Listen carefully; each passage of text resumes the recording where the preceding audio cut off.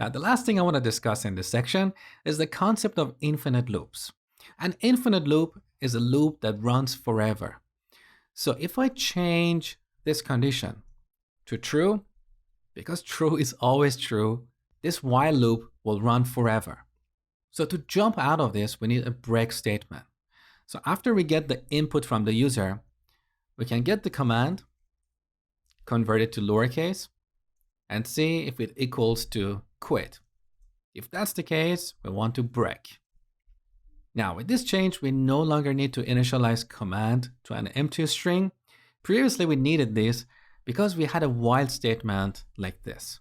While command does not equal quit. So we had to define this command variable, and that's why we have set it to an empty string. Without this line, when Python interpreter tries to execute this code, it doesn't know what command is. So now that we have an infinite loop, we no longer need to define command and set it to an empty string. So in terms of functionality, this program is exactly the same as the program we wrote in the last lecture. Just be aware of these infinite loops. Because they run forever, you should always have a way to jump out of them. Otherwise, your program will run forever. And this can sometimes cause issues because if you're executing operations that consume memory, at some point your program may run out of memory and crash.